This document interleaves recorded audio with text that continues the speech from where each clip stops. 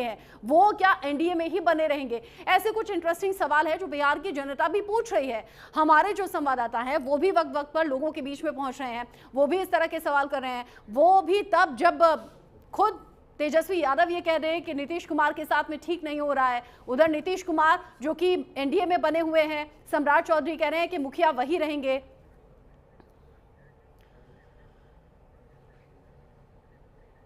जिस तरीके से अभी तक के अपडेट्स हैं, 27% के आसपास 11 बजे तक का मतदान है। 1 बजे तक का मतदान प्रतिशत जो है वो बहुत कम समय अब लगने वाला है जब सामने आ जाएगा। और मेरे साथ में सीनियर जर्नलिस्ट भी जुड़े हुए हैं, राजनीतिक विश्लेषक भी जुड़े हुए हैं। निरंजन पोद्दार जी जो इससे पहले बता रहे थे कि सिचुएशन काफी ज्यादा अहम लगती है और बिहार में जो कुछ साल पहले तक सिचुएशन थी वो बदलती हुई नजर आती है। विश्वेंद्र कुमार जी, क्या आपको भी लगता है कि पिछले कुछ टाइम में बिहार की स्थिति में बदलाव हुआ है और क्या वो पॉजिटिव बदलाव है और आज के चुनाव में वो बदलाव आप देख रहे हैं?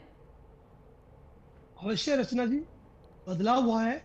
पिछले 20 साल का और 5 साल का देखें तो जो 20 साल से जेडीयू की सरकार है, भारतीय जनता पार्टी गठबंधन की 5 साल की सरकार है, तो इस दौर में कुछ अच्छे काम हुए हैं। जो 90 से लेकर 2005 के बीच में दिक्कतें थी, बिहार में गंगा राज का नाम जा चुका था और सभी प्रदेशों के मुकाबले बिहार पिछड़ा हुआ प्रदेश ऐसी स्थिति में जा चुका था। तो उसमें सुधार हुआ इन 20 सालों में। और पिछले 5 साल में लेते हैं कई बातें अच्छी हुई है, क्योंकि केंद्र में ज्यादातर समय जेडीयू का संबंध रहा है, तो संबंध रहने से उसको अच्छा बजट मिला है और बजट मिलने से आईआईटी, एम्स और दूसरे अच्छे काम हुए हैं, जैसे सड़कें बनी हैं, हाईवे बने हैं और बिहार में अच्छे कार्य हुए हैं। तो बिहार में अच्छे कार्य होने से जनता का मन है कि हमारा प्रदेश भी देश में अच्छी पोजीशन में पहुंचे, पलायन रुक जाए। तो उसके लिए जनता का मन भी ऐसा लगता है कि वो भी चाहती है कि दोबारा से सरकार रिपीट हो, क्योंकि भारतीय जनता पार्टी और एनडीए केंद्र में भी है। तो दोनों का वहां रहना और प्रदेश में रहने से लाभ होगा, पलायन कम होगा, रोजगार लेकिन मिलेंगे, तेजस्वी तो सब दावा रोजगार करते हैं मिलेंगे। कि जो 20 सालों में नहीं हुआ वो 20 महीनों में हमने करके दिखाया। और जेडीयू कहां ज्यादा निखरती हुई नजर आई? तेज प्रताप के साथ, तेजस्वी के साथ, या फिर अब बीजेपी के साथ?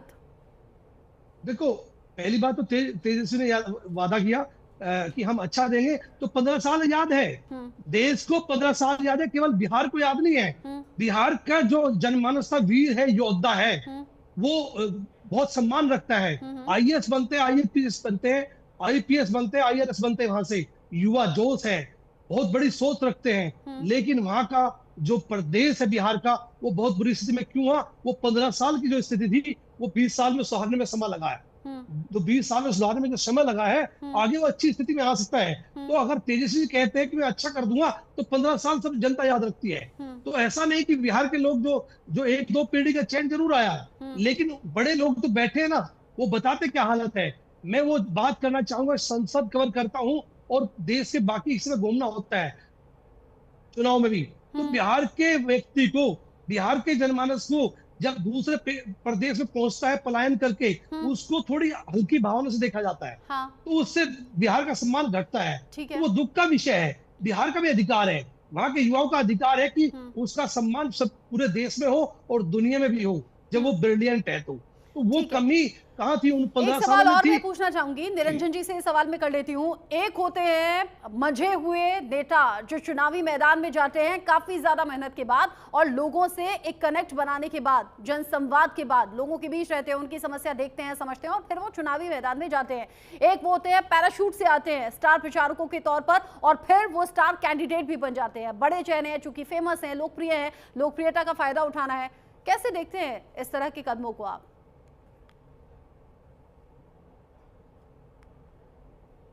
निरंजन जी शायद आप म्यूट हैं, अनम्यूट कर लें खुद को। अब आ रही है मेरी आवाज? आ रही आवाज। हाँ, देखिए, हमारे यहाँ जो चुनावी राजनीति है उसके अंदर ये जो चीज है, ये आज से नहीं, ये बहुत पहले से आपने देखी होगी कि हमारे यहाँ एक प्रचलन में है कि जिस तरीके से विभिन्न क्षेत्रों के अंदर जो एक नामी गिरामी हस्तियां होती हैं, उनका जब राजनीतिक रुचि जब उनकी उत्पन्न होती है, वो किसी ना किसी राजनीतिक दल से जुड़ते हैं और जुड़ने के बाद में सीधा वो उस राजनीतिक दल के लिए प्रचार करते हैं और प्रचार करने के बाद में कहीं से टिकट पा करके और वहां के उम्मीदवार बन जाते हैं। इसके लिए आप चाहे भारतीय जनता पार्टी की बात करें, कांग्रेस की बात करें, अमिताभ बच्चन भी चुनाव लड़े हुए हैं, गोविंदा भी चुनाव लड़े हुए हैं, सुनील दत्त भी चुनाव लड़े हुए हैं।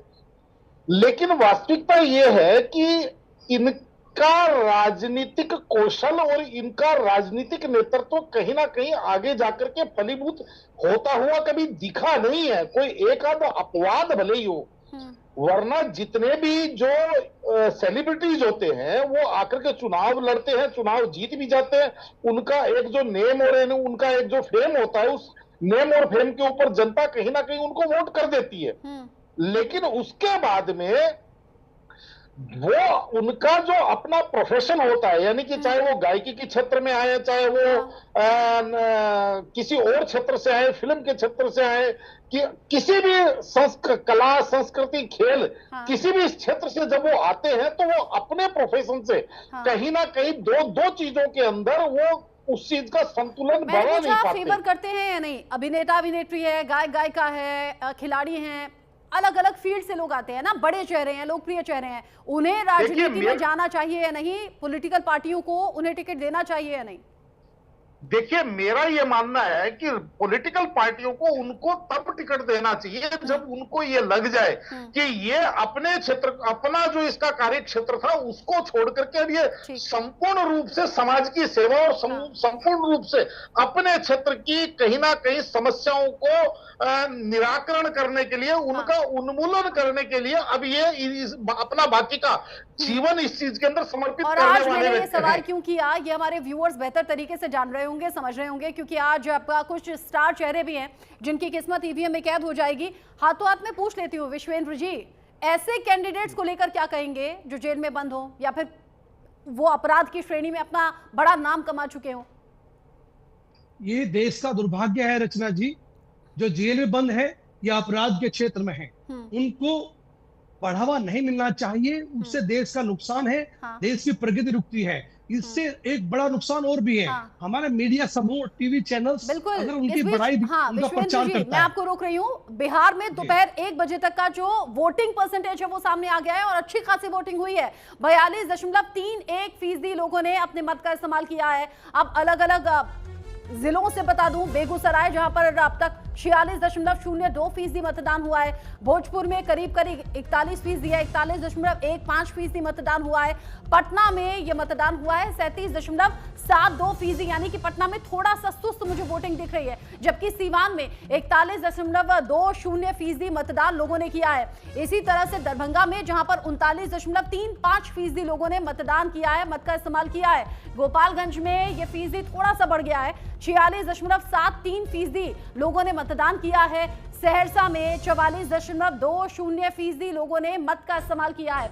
आप समझिए कि अलग अलग जगह जो वोटिंग परसेंटेज है वो सामने आ गया है और ओवरऑल जो दोपहर 1 बजे तक का मतदान है वो अच्छा खासा है। 40% के ऊपर अगर पहुंच जाए तो आप समझिए कि शाम 5 बजे तक, 6 बजे तक ये वोटिंग परसेंटेज अब तेजी से बढ़ेगा। एक एक करके हम बता रहे हैं, 42.31% मतदान हुआ है बिहार में दोपहर 1 बजे तक। इसमें बेगूसराय में अच्छा खासा मतदान है, लोगों ने बढ़ चढ़कर वोटिंग में हिस्सा लिया है। 46% लोगों ने वोटिंग में हिस्सा लिया है, जबकि भोजपुर में करीब 41% लोगों ने अपने मत का इस्तेमाल किया है। इसी तरह से पटना, हालांकि पटना में स्लो है, पटना में करीब 38% से मैं कह सकती हूँ 37.72% है। सीवान में ये 41% पर जाकर अभी ठहरा है, यानी कि अब धीरे धीरे बढ़ेगा। दरभंगा जहां पर 39.35%, यहाँ पर भी ओवरऑल अगर देखा जाए बाकी सीटों के कंपैरिजन में तो स्लो है। गोपालगंज में अच्छा खासा लोगों ने वोट डाला है, 46.73% लोगों ने वोट डाला है। सहरसा में ये परसेंटेज है 44.20%।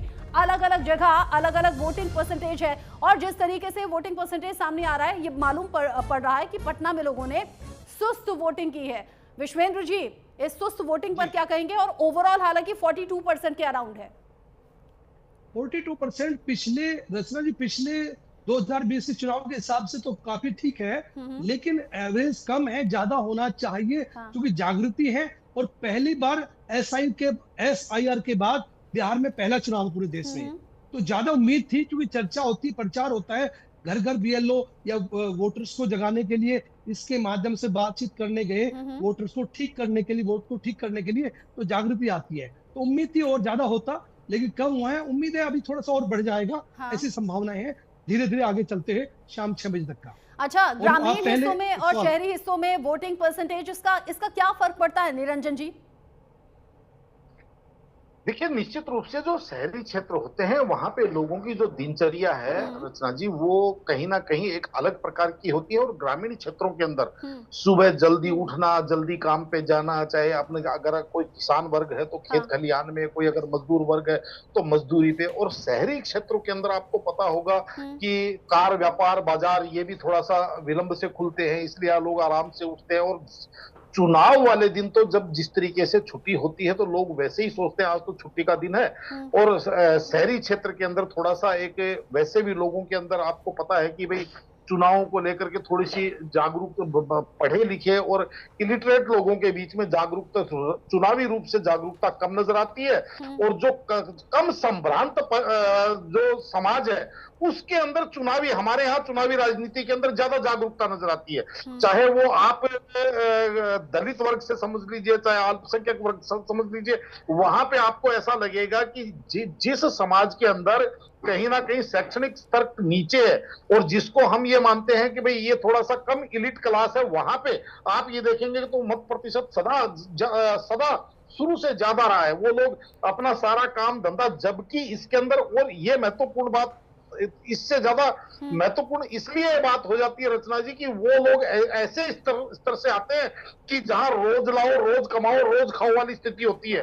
उसके बावजूद वो अपनी दिहाड़ी, अपनी मजदूरी, अपना काम छोड़ करके और चुनाव और अपने वोट का अधिकार प्राप्त करने के लिए वो लाइनों के अंदर जाकर के लगते हैं। जबकि दूसरी तरफ जिस समाज को हम इलीट समाज कहते हैं, जिस समाज को हम शिक्षित समाज कहते हैं, जिस समाज को हम संभ्रांत समाज कहते हैं, वो इस राजनीतिक मामले में ज्यादा आपको लगेगा कि ज्यादा वो इस मामले में कम जागरूक है। और वो कहीं ना कहीं इस चीज को टीवी के ऊपर बैठ करके और वो देखते रहते हैं। ये बात तो सही कह रहे हैं आप। शहर के लोग उतने ज्यादा जागरूक, उतने ज्यादा अवेयर दिखते नहीं कि हाँ वो बड़ा उठें टाइम से या जल्दी चले जाएं वोट डालने के लिए। शहर के लोगों में थोड़ा सा लेजीनेस हम देखते हैं और हो सकता है ये भी एक बड़ा रीजन हो कि पटना में ये जो वोटिंग परसेंटेज है ये ओवरऑल बाकी जगहों के मुकाबले कम है।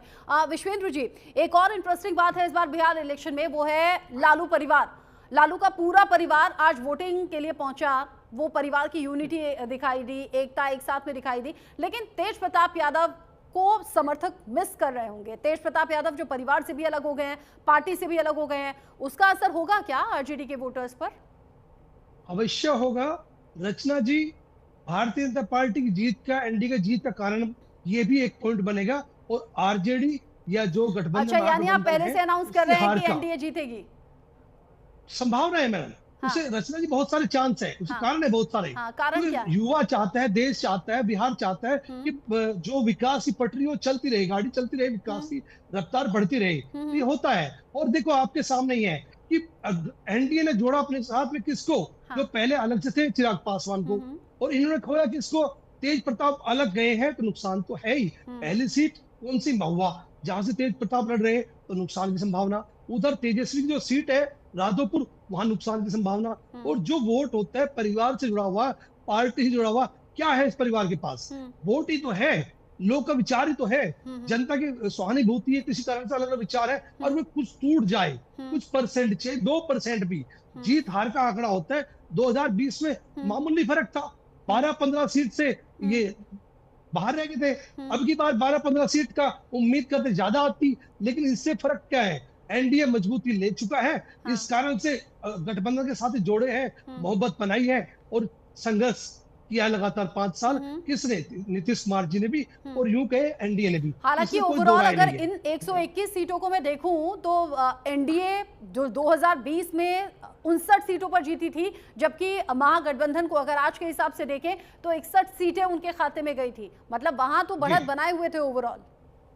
जी बिल्कुल ठीक कह रहे हैं आप। बिल्कुल ठीक कह रहे हैं। लेकिन देखो अल्टीमेटली जैसे आपने कहा, उसका तेजस्वी परिवार का क्या फर्क पड़ेगा? निश्चित तौर पर फर्क पड़ता है वोट का। ये राजद का, जादव का गुंडा है, राजद समाज का। अच्छे जादव लोग को भी नहीं वोट देने दिया और राजद का गुंडा राज कायम करना चाहता है।